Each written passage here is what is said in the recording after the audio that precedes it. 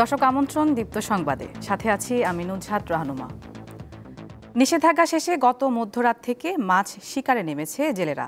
বরগুনা থেকে গভীর সমুদ্রের মাছ শিকার করতে গেছে বরগুনার হাজার হাজার জেলে। স্থানীয় বাজারে নদীর মাছ উঠতে শুরু করেছে। সমুদ্রের মাছ আসতে আরও সময় লাগবে বলে জানান ব্যবসায়ীরা। এদিকে পটুয়াখালীর বৃহৎ মৎস্য বন্দর মহিপুর ও আলিপুর সকাল থেকে জেলে এবং ক্রেতা বিক্রেতাদের হাঁকডাকে মুখরিত হয়ে উঠেছে। তবে চাহিদার তুলনায় মাছের পরিমাণ কম হওয়ায় চড়া দামে বিক্রি হচ্ছে। ইলিশের প্রজনন মৌসুমে মা ইলিশ রক্ষায় 4 অক্টোবর থেকে 25 নভেম্বর পর্যন্ত 22 দিনের নিষেধাজ্ঞা দেয় সরকার, যা শনিবার মধ্যরাত থেকে শেষ হয়েছে।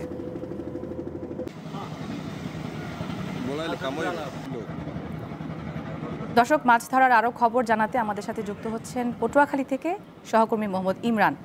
ইমরান, সাগর ও নদীতে জেলেরা যে মাছ ধরতে যাচ্ছে তাদের ফিরে আসতে কেমন সময় লাগছে এবং সার্বিক পরিস্থিতি সম্পর্কে আমাদের জানাবেন।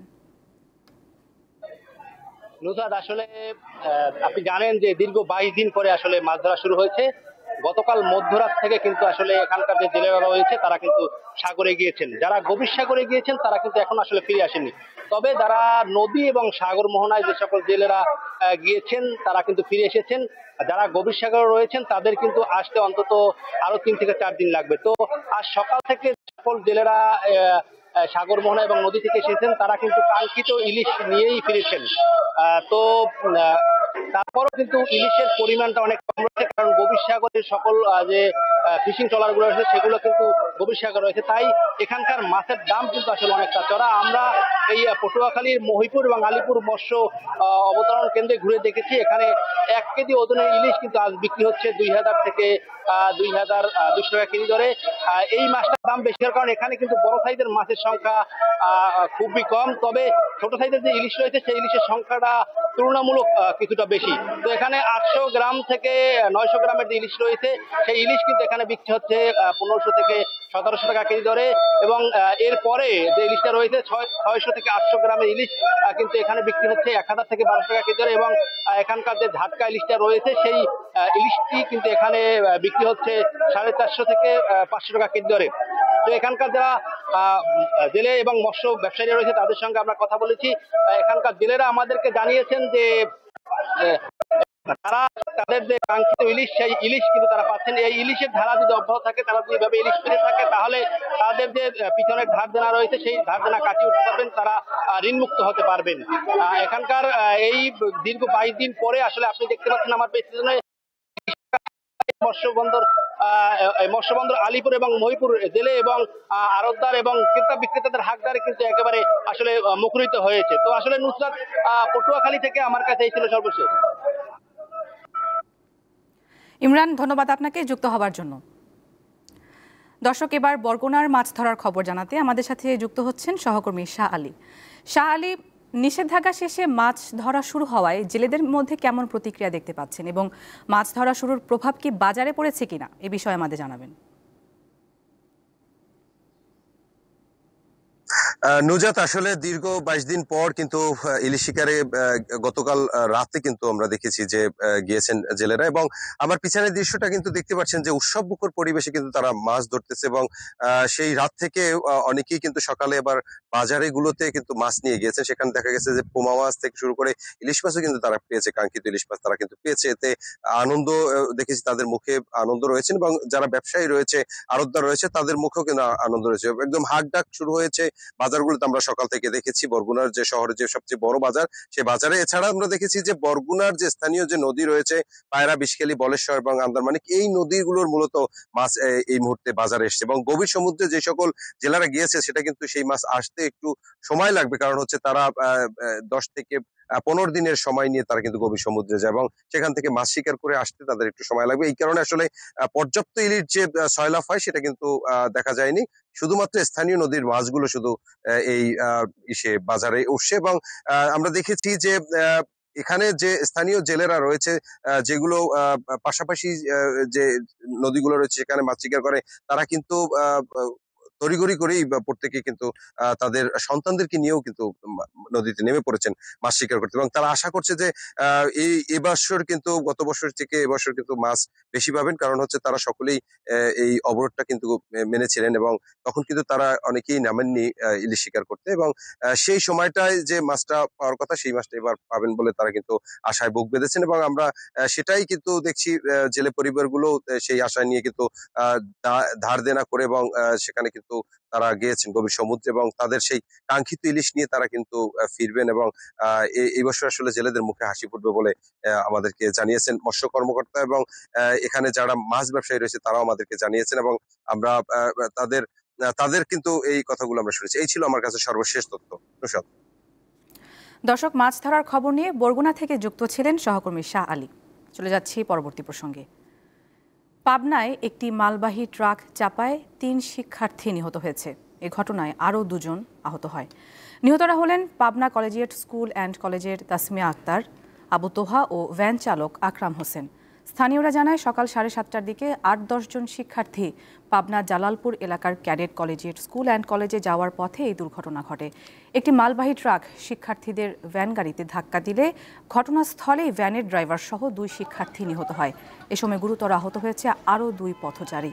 পুলিশ ঘটনাস্থল থেকে মরদেহগুলো উদ্ধার করেছে এবং ট্রাকটি জব্দ করেছে।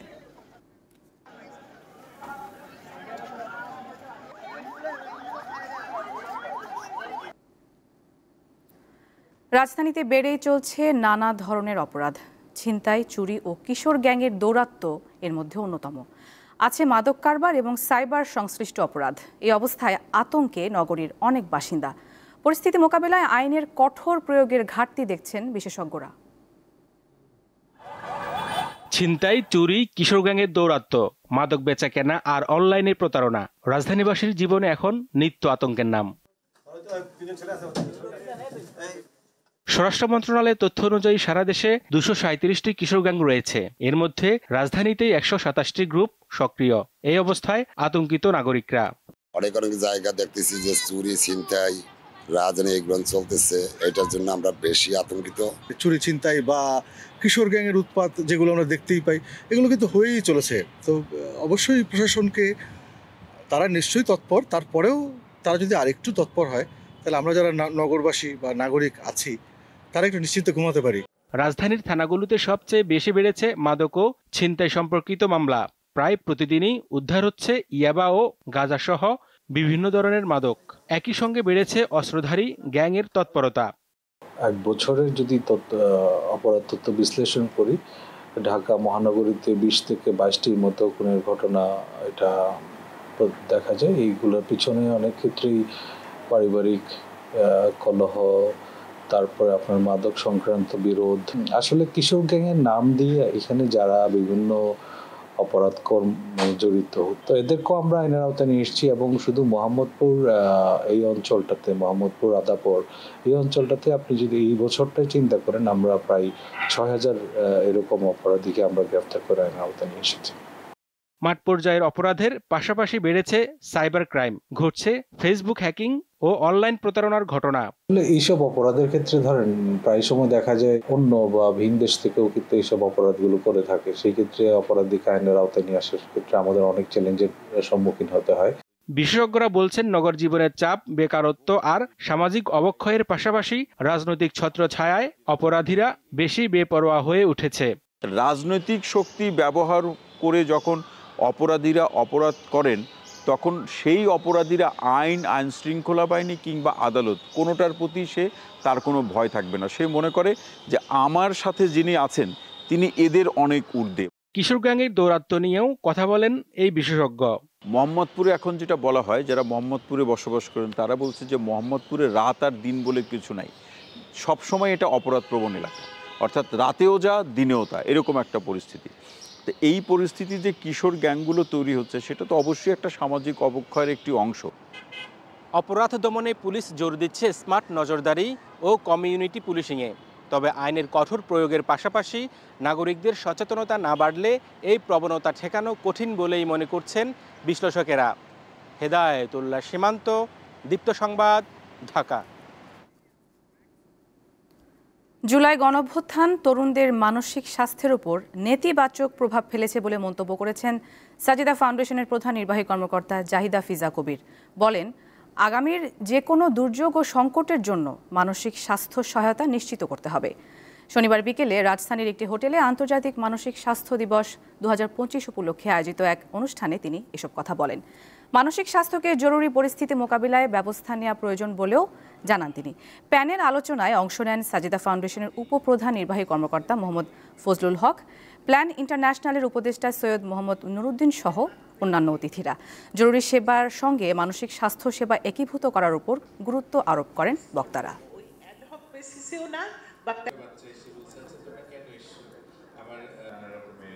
এবার আন্তর্জাতিক প্রসঙ্গ। ফিলিস্তিনের গাজায় যুদ্ধবিরতির মধ্যেও ইসরায়েলি হামলা অব্যাহত রয়েছে। 10 অক্টোবর থেকে উপত্যকাটিতে 93 জন ফিলিস্তিনি নিহত হয়েছে এবং আহত হয়েছে আরও 324 জন। রয়টার্স জানিয়েছে, গত 48 ঘন্টায় গাজার বিভিন্ন হাসপাতালে 19 জনের মরদেহ আনা হয়েছে। জাতিসংঘ বলছে, গাজায় কমপক্ষে 15 লাখ মানুষের জরুরি সহায়তা প্রয়োজন। এদিকে মার্কিন প্রেসিডেন্টের প্রস্তাবিত টেকনোক্র্যাট সরকারের কাছে গাজার ক্ষমতা হস্তান্তরে রাজি হয়েছে এই উপত্যকার শাসক গোষ্ঠী হামাস। সম্প্রতি কায়রোতে মিশরের কর্মকর্তাদের সঙ্গে বৈঠকের পর এই ইস্যুতে চূড়ান্ত সিদ্ধান্ত নেন হামাস নেতারা। শুক্রবার নিজেদের ওয়েবসাইটে বিবৃতিতে এই প্রসঙ্গে হামাসের হাইকমান্ড বলেছেন, তাদের আশা প্রস্তাবিত টেকনোক্র্যাট সরকার গাজার প্রশাসন ভালোভাবে পরিচালনা করবে আর ফিলিস্তিনিদের প্রয়োজনীয় পরিষেবা প্রদান করবে। আন্তর্জাতিক সম্প্রদায় ও আরবদের সঙ্গে সহযোগিতাপূর্ণ সুসম্পর্ক বজায় রাখবে।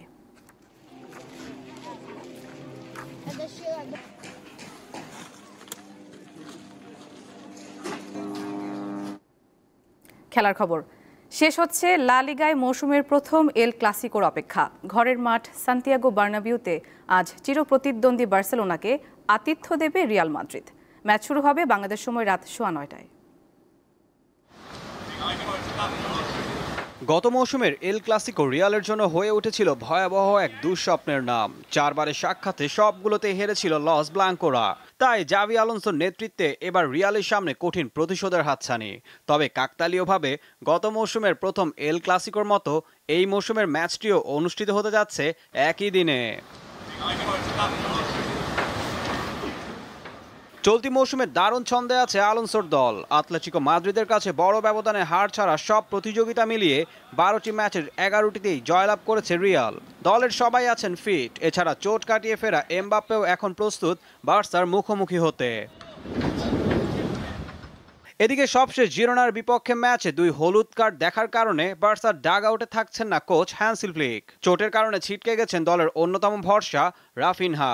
এছাড়া টের স্টেগেন, দানি ওলমো, রবার্ট লেভানদস্কিকেও এ ম্যাচে পাচ্ছে না বার্সা। তবে গত মৌসুমে উড়ন্ত পারফর্ম করা লামিনে ইয়ামাল কঠিন পরীক্ষায় ফেলতে পারে রিয়ালের রক্ষণভাগকে। অনুশীলনে ফেরা ফ্র্যাঙ্কি ডি জংকেও দেখা যেতে পারে প্রথম একাদশে। এই ম্যাচে জয় পেলে রিয়ালকে টপকে লা লিগায় শীর্ষস্থান দখলে নিতে পারবে কাতালান ক্লাবটি। 9 ম্যাচে 24 পয়েন্ট নিয়ে পয়েন্ট তালিকার শীর্ষে রিয়াল মাদ্রিদ। সমান ম্যাচে 22 পয়েন্ট নিয়ে 2-এ বার্সা। গত মৌসুমে স্প্যানিশ সুপার কাপ ও কোপা দেল রেতে শিরোপা লড়াইয়ে বার্সার কাছে হেরেছিল রিয়াল। এরপর লা লিগায় রিয়ালের শিরোপা হাতছাড়া হওয়ার পেছনেও ছিল বার্সেলোনা। এবার দেখার অপেক্ষা ইয়ামাল এমবাপ্পের দ্বৈরথের শেষ হাসিটা কে হাসে। ঈশান হাসান, দীপ্ত স্পোর্টস।